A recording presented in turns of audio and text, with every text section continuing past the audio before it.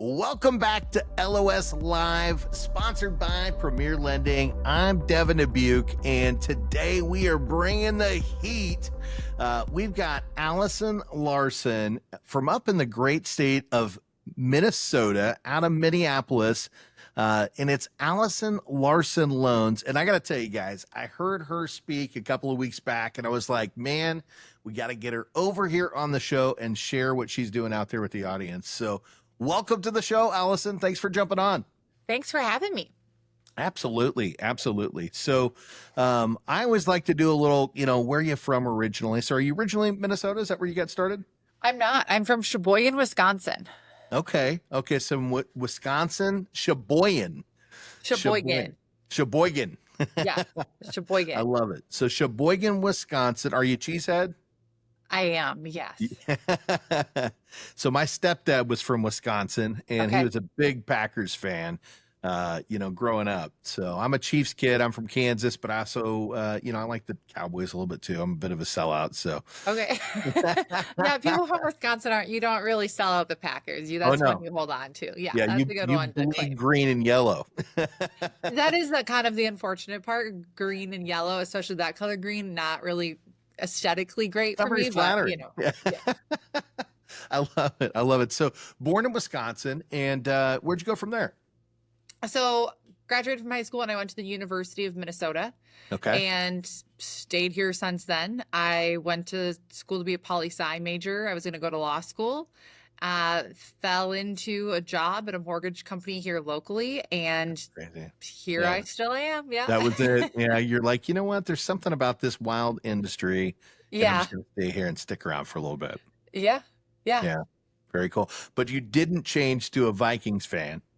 I don't cheer against the Vikings. Okay. So one of my very best friends from growing up worked for the Vikings for years. So I know a lot of the people that work there or have worked there. And so through that, I've always supported them. So I don't cheer against them unless they're playing the Packers. And then it's it's kind of like me and the Cowboys, right? At the end of the day, I've been living here in Dallas for 25 years now. My son grew up here. He's a big Dallas fan. But if we're playing the Chiefs, it's go Chiefs, right? I'm watching I might become a Cowboys fan. I'm watching the DCC cheerleader show on Netflix right now. I saw that. I have not hit the play button yet, but I saw that. You probably won't like it. It's kind of a girl show, but I think it's good. Well, my wife and daughter, they may have a different opinion, right? They probably already watched it. Yeah. I love it. So you stumble into the industry, not even what you had initially decided to go to school for. And did you go straight to origination side? No. So all of college worked on a team. A family member of mine is in the business, and she called me one very hungover day in college and said, do you have any friends who need an internship? And I said, can I do it? She said, you don't want it. It's going to be awful. And I said, if it's paid, I'm there because I'm pretty broke. And I showed up the next day with like a printed interview and a business outfit on. It felt very stressful. And I remember walking to the conference room and she started laughing. She was like, I didn't expect you to bring a resume. Like anyone can do this. Let me show what you're going to do. And I had to help cold call. And so I started doing cold calls. Is how I learned the business. Didn't even know what a mortgage was. And slowly learned it from there, day by day, just learning. Then it was taking loan apps, and then it was helping calculate income or chase documents or whatever that might be. Yeah. It's funny. Anybody can do this. I don't know if that's true, right? Like, I think you've got to be really passionate. I mean, here's the deal. Anybody can do it and not do it well, right? Yeah. Anybody that wants to do it well. What year was it? It would have been like 2010, 2011. So rates were about 3%. And so all I had to do was call people who had a mortgage and ask if they want a rate at 3%. So, and then write their name on a piece of paper and then hand it to someone else to convert that. So most people, if they can dial a phone, just make it a phone. Yeah. Make it a phone call. It's funny. I used to tell people that during the pandemic, my daughter at the time was like, 4 years old. And, we had a lot of folks on the team that were like, man, we're amazing. And I'm like, well, the market's amazing. You could put my 4-year-old daughter on the phone and go, oh, you're at 6. Now you're at 3, you win. Right. Yeah. That being said though, in our industry, people act like the phone weighs 3 million pounds and they still won't Mm, pick it up, right? yeah. Like I locked Yeah. 3 refinances last week and was giving a loan officer a pep talk this morning because as we're recording this, it's July 7th, which It is is. the most Monday of the entire year, right? Everyone's been off of work and probably had too many cocktails for 10 days straight and all the things. And so I was giving someone a little pep talk this morning. I'm like, call your past clients. It's just like, for what? I'm like, get some refis. And like, to me, that's free money that we're Right. not taking advantage of, and honestly disrespectful to our database if we're not calling them, having Absolutely. conversations about their needs. And so, yeah, but so some people, I guess not everyone is willing to pick up the phone, even if it seems like it should be easy. Well, I think a lot of people think you have to have a value proposition. And there's a lot of folks that are stuck in the mindset of if they got a rate in the 3s and the rates are in the 6s or 7s now, that there's no benefit there. But what I think a lot of people forget, Allison, is that we've got a lot of equity in our homes. A lot of people are short on cash right now because we've had this big inflation issue that some people maybe haven't been paying attention to, but I think everybody knows. And credit cards are at 25 to 29%. Yeah. Like at the end of the day, people need money and they need help. And maybe the mortgage isn't a bad idea to help them along the way, right? I also think people just get really in their heads. I think the world of Instagram and TikTok and Facebook has been the biggest ego blow for Yeah. people in our industry because you always look at someone else. They already work with so and so. I'm not going to call. They reposted this. I'm not going to call. They follow me and I posted about a refinance and they didn't call me. So, and I think we just get in our heads more than we maybe did. I didn't even know what a mortgage was, so I wasn't afraid to call anybody. I didn't know what I was even offering them. Yeah, well, you kind of got thrown into the perfect storm too. It was like, hey, rates are really low. We need you to make all these outbound calls to people you don't know. And you're like, okay, I guess that's what I do, right? So Yeah. now when things have changed and the market's different, that muscle memory that a lot of people have or don't have, right? Which is just, I'm going to call people and tell them thank you and have conversations. You don't have that issue because you had so many calls back in the beginning part of your career. You got that. When I first started, I've been doing this for 23 years, right? And when I first started in the industry, I actually wasn't on mortgage. I started in car sales years ago, right? And having to get out on the lot at 8 o'clock in the morning, balloon the lot in a suit, and show cars in Texas heat, at 102 degrees when you open the car door, 120 degrees right inside that thing, and walk up to people we didn't know all day long who hated us and didn't want to talk to us.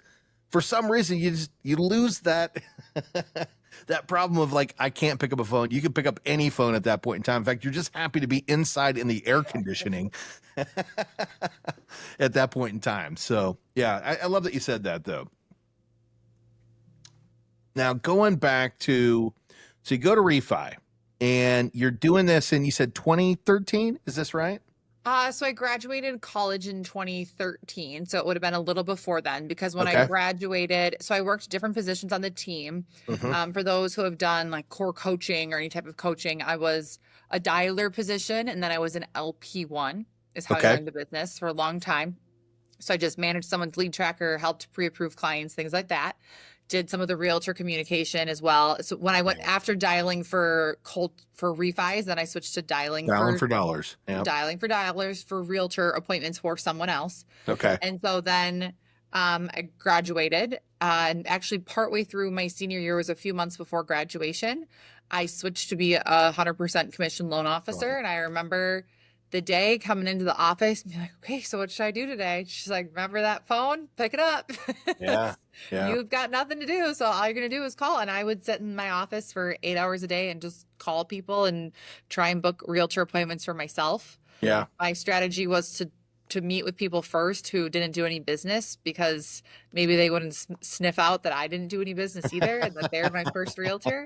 And then I quickly learned that wouldn't pay my bills in this 100% commission world. And so I had to pivot from there and really put myself in places where I could get introduced or connected with people who were actually doing business and figure out how to attack that type of realtor and not just the low hanging fruit that wants free coffee.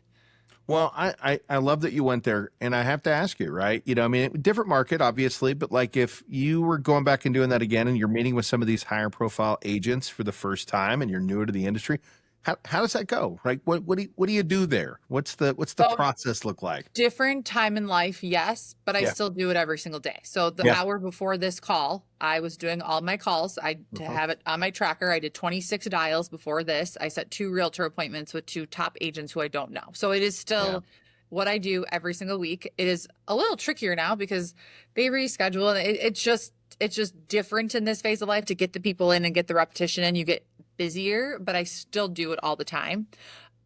And I think that's what I would tell someone who's just Yeah. starting out is no matter if it's now or 10 years from now, if you're going to be in this business at some point, you need to cut your teeth and you have to do the work. There's just no way That's it. around it. Yeah. And the best way through it, where it gets more fun, is when you get to go meet with realtors and do those calls and don't come back to an inbox full of problems because you've been able to grow yourself a team that can fix the problems while you're out meeting with the realtors. And that's when the business gets fun, is when you can actually leverage and grow and it's not all on your shoulders. And so Yeah. finding the path, the fastest way through that to where you Right. can build a team, I think is where it would be my recommendation. Well, I want to go back. There's a lot of wise things that have been said here, right? And at the end of the day, I want to touch on just the initial cold calling, right? So, and maybe not so cold. Maybe you know who they are, but at the end of the day, you want to connect with them because you haven't been working with them, right? But at the end of the day, you got to do those. You got to make those outreaches and continue to add people to your book of business. And one thing I know about you, Allison, that a lot of our viewers may or may not know is that you already have a massive group of agents that you're working with. I've seen your report card.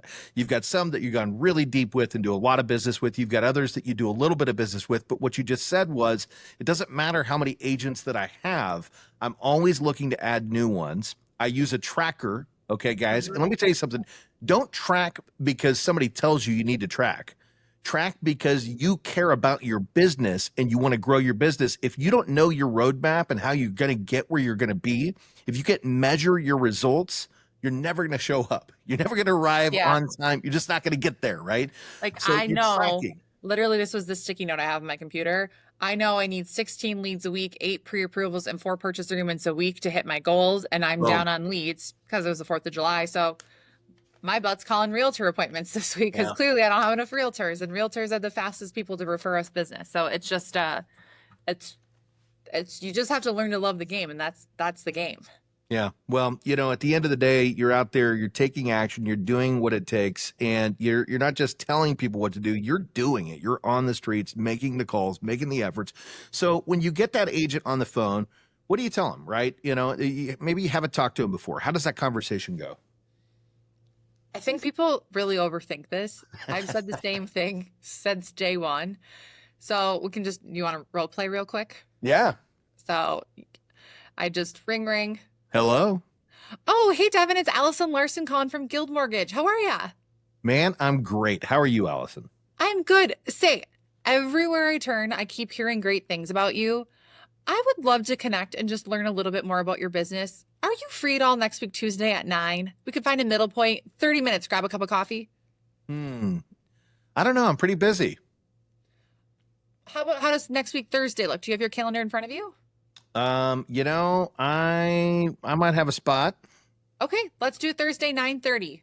Southdale Coffee Shop work? Let's do it. I love coffee. So then I just grab their best email and I send them a calendar invite. The reality is this. I used to do let me overcome the objections, and I'd practice what I'm. If I have to get beaten up to just get you to a coffee meeting, one, you're probably not going to show up. You're going to no-show me. And 2, it's probably not the right fit anyways. Yeah. And so to me, like, if they say no, I just, oh my gosh, no worries at all. I love that you're loyal to your lender. In this business, people are getting out at a crazy rate. Would it be okay if I kept you on my list and just gave you a ring back in 6 months or a year and see if anything's changed? Yeah. And then people, what do you say when they say, who told you good things about them? Anyone who asks that is like, what, have they never done a transaction? Like, you shouldn't be calling people who can't even fathom that someone would say something good about them. Yeah. And if they do ask me that, I'm like, oh, watermark title. I just give it up. Well, or you could use programs like Redder, right? Like anyone anyone in their office, right? Like you can see what office location they're in on Redder. And my secret is I pull them up on Redder on one screen, and then on the other screen I have their Facebook profile or something else up. Yep. We 100%. all mentally make these realtors up to be like we're cold calling Jeff Bezos and asking him to go to coffee. We're Right. not. Like we're just not. Like some of these Yeah. people are significantly less professional, can barely use social media. They don't really run a true business. They need our help. They They need a do. good, solid resource to help their clients because they need to close deals too. Yeah. Well, and if you need another one, another thing that you can say is, hey, you know what? I keep seeing your name pop up. And at the end of the day, we're probably going to have a contract or two, run across each other's desk. I'd rather you know who I am than don't. That way, if you do, you can go, oh, that's Allison. She's one of the good ones, right? Hey, why don't we do Tuesday at 3, right? Yeah. Because at the end of the day, you're breaking the ice and you're talking about something that's really going to happen, because if you're in the market and you're working with professionals, they're going to see your contract. And wouldn't you prefer that they know who you are?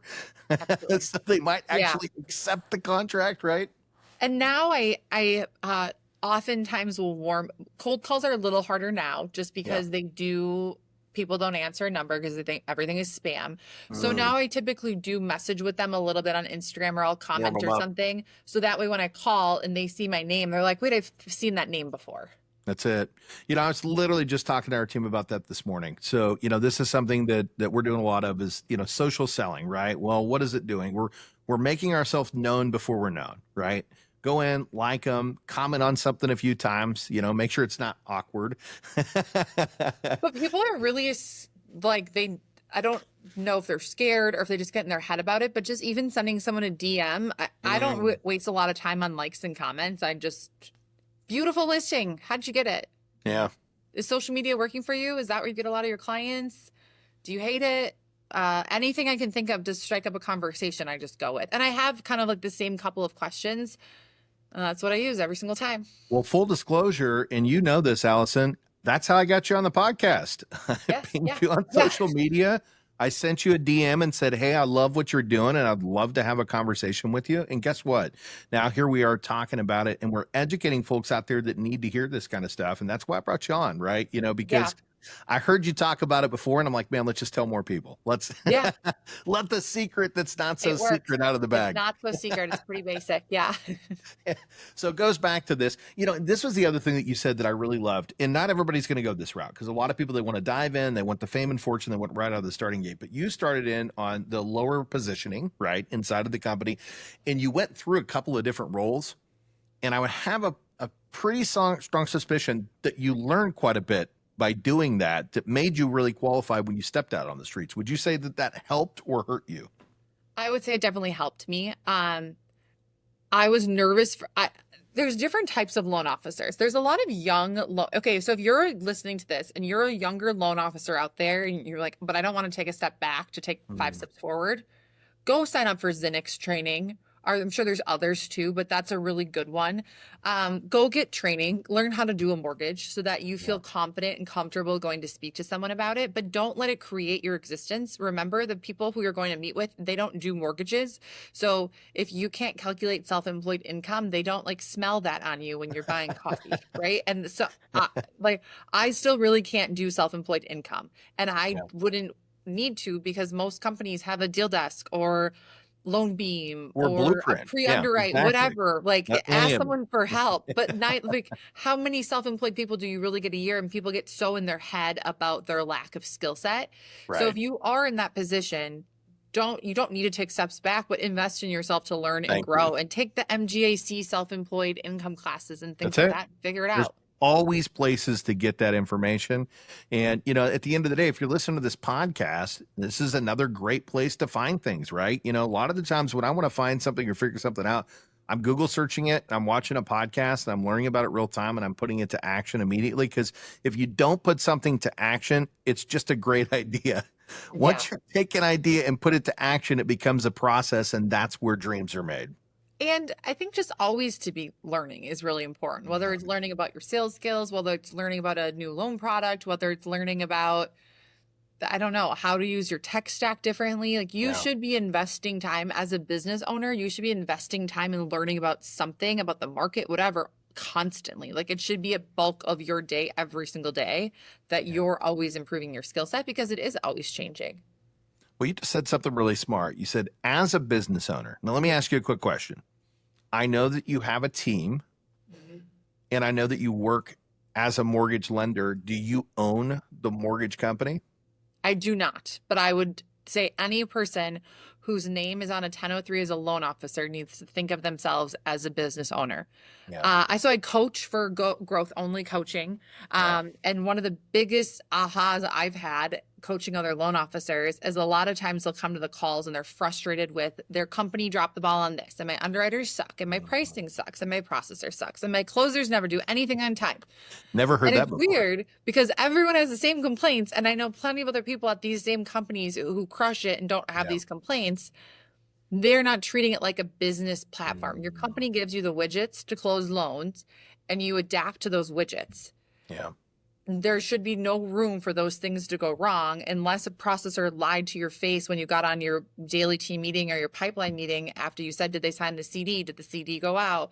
Did they agree to escrow? Yes. I mean, all of these things have to be checked and balanced. And sometimes Yeah. people get so far on the sales side that they get out of their pipeline, or so far in their pipeline, they get out of their sales. As a business owner, you have to analyze everything: your marketing, your sales, your operations. If you're not having an operations issue, you're probably having a sales issue.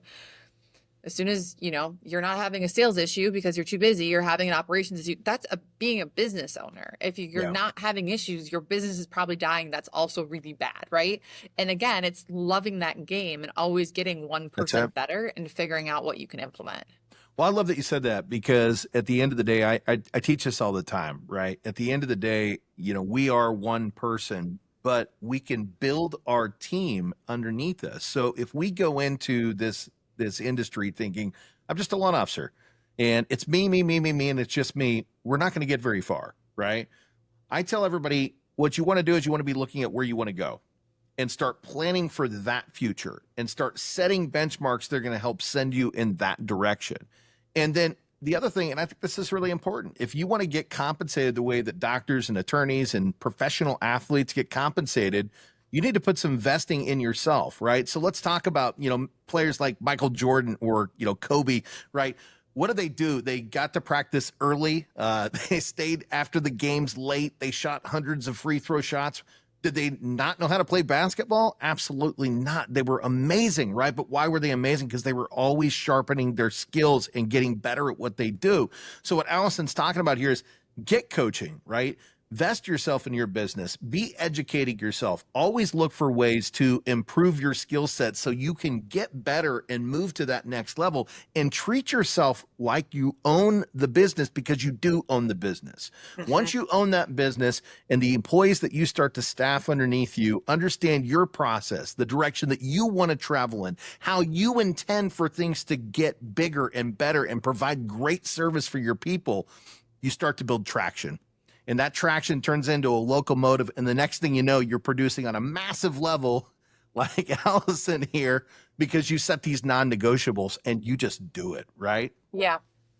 I think so many people in our business right now, they oh my gosh, I can't believe I'm not closing our business. I can't believe this. I can't believe that. And they're thinking, there's a lot of people who are thinking about getting out of the business. And it's fascinating to me that they would go take a job working for someone else 40 hours a week, and they have yet to show up for themselves 40 hours a week. There's so many loan officers who count the drive time to the office or to a coffee shop as working hours. I'm like, if you work for 3M, they're not going to pay you for your commute time. That's it. Yeah. Right. But sometimes we're not real with ourselves, and it's having someone look you in the eyes and being a good self-reflectant in a loving way and go, I see that you're capable of more. Let's bring it out. And how do we pull out your greatness? Amen. Yeah. Yeah. How do we make you the best version of yourself? How do you make yourself the best version of yourself? And I think that's one thing, Allison, they got to want it first, right? Like, we can't give that to them. They have to want to be at the top of their game. And then they want to they have to come to you and say, hey, look, what can I do to get better? Right? Like, what is it that I got to add? Devin, I used to think that, okay, they just have to want it first. People just don't want it bad enough. And now I've shifted my mindset on this. I do believe that people want it bad enough. I actually think there's so many people who feel so down and insecure right now with how this business has treated them. They're even embarrassed with themselves to say how bad they want it. They're embarrassed with themselves to say, But this is where I've completely fallen short on myself and I haven't done it. And they don't even want to just be straight up and say, yeah, I haven't been making my realtor calls. No, I've met with 2 new realtors all year. I don't even have a realtor list. Like, they're really scared to actually put that out there and to feel like a failure. And I Yeah. think sometimes the best thing that can happen to us is looking at it just eyes wide open and going, I hit the bottom. Now Yeah. it should be easy to get up from here. And it's just shifting that mindset and going, okay, I'm 2 feet in, or I'm just going to be done and be 2 feet out. Yeah. Sometimes you got to fall down really, really, really hard, right? Before And you for can some get loan back up. officers, if you're sitting here in 2025 and you're still down on your numbers and you're still hoping rates are dropping and you're going to get that refi push any day now, I'm like, if this isn't the rock bottom for you, then I don't know, right? Like, if you're feeling the hurt still, this has got to be what propels you forward. So I'm hoping that the people who are still in it find that gumption and that eye opening and go, okay, I'm ready to double down. This is going to be my career and I'm going to make something for myself. Amen. Amen. Get up, right? Like, stand up and like do something about it, And again, if you're looking for somebody to help you, Allison's a coach, right? Come over to the MLO Live morning shows hosted by Scotty Hudspeth. There's some great people jumping on there every single day, and just get yourself energized and then take action, And the one thing, again, I really can't stress enough, and Allison, you set it up perfectly. Know your numbers. Right? Like, know what it takes to get to the deal. Know how many calls it takes to get to the meeting, because that's how you're going to know what your roadmap is to hit the goals and the numbers where you want to be. And you've got to set those forth as non-negotiables, or you're never going to get there. You're never going to find it. I tell people this all the time. It's like, hey, if I told you to drive to South America and I didn't give you a map, could you get there? You may not get there even if you had a map. I was really thinking about that. I was like, I probably could figure it out. Maybe I should say, to Yeah. the furthest north part of Canada, right? Could you get up there? Yeah, maybe. You're just going to start heading north. But if you have a map, you're going to get there a lot faster, with a lot less headaches and roadblocks, right? So. Absolutely. Yeah. No, absolutely. And I think sometimes people just need to just dumb it down a little bit. I think in this world of Redder and Salesforce and all the 3 million CRMs people can have and Bonzo and all that, it's like, it's too much for people. And they get so stuck on this and then stuck on this and then stuck on this. And they forgot just the basics. You guys, Excel has spreadsheets. Just use them. Like, put your leads on a list. Once they're pre-approved and out looking, put them on the next tab on a list. And once they're in your pipeline and they're active, put them on a list. And every single day, just open up the same spreadsheet and go through the list and go, what leads should I call that need to get still pre-approved? What pre-approvals do I have out looking that might want to buy in the next 30 to 60 days? Who do I have under contract that I need to double check that we've got the ball rolling? Like, don't overcomplicate it. To me, all of this extra stuff we've all focused our time on is just too much. And no one needs to be, you don't need to be an Instagram influencer. You don't need to be a TikTok star. I don't even have TikTok. Just do what's comfortable to you, but just show up consistently and don't be scared to put in the work. Amen. Well, I love what you said there, right? And this might have to be the part of the title, right? Like, in a world of tech, right? In 2025, when everybody's saying get familiar with AI and understand your CRMs and have everything working out, you know what? Maybe the smartest solution, if you're not doing that or don't have time to do that or don't understand how to do that, is just go back to the basics and pick up the phone and make the phone calls and keep track of it on a good old-fashioned Excel spreadsheet and just do the work, right? Get out there and do what it's going to take to find the business. That's really what it's all about. Absolutely. Absolutely. Yeah. Well, what did we not tackle today that we should have? I think that the biggest thing people struggle with is, okay, how do I get these new realtors, which we talked about that. And now what do I say after I go to a coffee meeting? And now, okay, so now how do I follow up with them? And what if they don't send me and they get so in the weeds on things? I think a couple of things that are important to remember is that not everyone is going to be our person. Just because you have 20 agents on a list doesn't mean, one, look them up in Redder and make sure they even have enough business to send you. Sometimes we have agents on a list who haven't sold a house in 3 years. That's okay. We can be their friend. We just probably don't need to call them every Monday for business. Yeah. And just have a plan and a true business plan of how you're going to touch base with these people and continue to stay in flow with them. I used to be big on follow-up. I had a 18-step follow-up plan, and we sent a book, and then we sent a podcast, and then we sent a gift to their house, and all. it just didn't matter. It didn't work in some of these agents. They just need to be in flow with us. They just Yeah. need to stay in touch with us. And maybe it takes them a year to send us a deal, and maybe it takes them 30 days. But where I've had the most success is by being totally okay and comfortable. If I meet with someone and I can't call them every week because they maybe don't have a deal to probably send me every week, and I talk to them once a month and invite them to stuff and Yeah. stay in touch when it's appropriate, and think about the person on the other side and not just obsess over my process that I have to fit them into a perfect box. I love that. I love that. So make human connections. Yes, and be a Be there human when in they need it. return. Yeah. It's interesting. I just saw something about how with everything and all the AI stuff that in the next 5 years, human connection will be the only thing that moves the ball forward, because everyone will know that if you received an email, AI probably wrote it. If it was posted on Facebook or social media and it's like nicely scripted, AI wrote it, right? All automated text AI is sending. Now Yeah. there's whole systems where it can read your previous communication and your Salesforce and everything like that. And if a client emails you something, you can go to your drafts and see what AI suggests you type. And when I look at it, I'm like, yeah, that's a million times better than anything. Why would I not hit send on this? This is better Right. than what I would have ever said. But Absolutely. people crave that human connection still. That's why they're choosing you. So remember what makes you special, what Yeah. makes you different. Maybe try and figure out what makes you special or different to start, and like be yourself. You don't have to be Yeah. me or anybody else. I love that. I love that. Yeah. At the end of the day, people want to connect with human beings, and we're still human beings, right? And there's nothing that the AI is going to do to change that. So, be there for the people when they need you, be real, use the AI for the things that it needs to be used for, right? But at the Yeah. end of the day, make sure you're doing your outreach, make sure you're getting face to face with people, being there for the events, inviting them out to learn with you, teach them some things that they can actually learn from you. And, the rest is going to follow. So, Yeah, well, great, absolutely. great stuff, Allison. Thank you so much for jumping on today. And when the folks out there want to find you, what states are you doing? I know you're in Minnesota, but Yep. where else are you working? I'm licensed in Minnesota and Wisconsin, maybe some other places, but that's a majority of what I do is That's where Minnesota and yeah, Wisconsin. that's where Yep. your fan base is, right? Yep. And you can find me on Yep. Instagram at Allison Larson Loans, or on Facebook, Allison Larson. I do, if you are on my Instagram bio, I do a newsletter to loan officers, or you can just DM me and say you want to get my tips, and I'll do a monthly training that I just send out to loan officers to stay in touch. If it wasn't for other people training me and teaching me the business and giving me some light at the end of the tunnel of how to do that, I wouldn't be where I am. So I'm internally grateful and always trying to give back on that, which is why I became a coach as well with growth It's only coaching. awesome. Yeah. Well, go down. If you didn't have time to write that down, go down to the description, or it should be running across the screen right there. And make sure that you subscribe, maybe, like her page.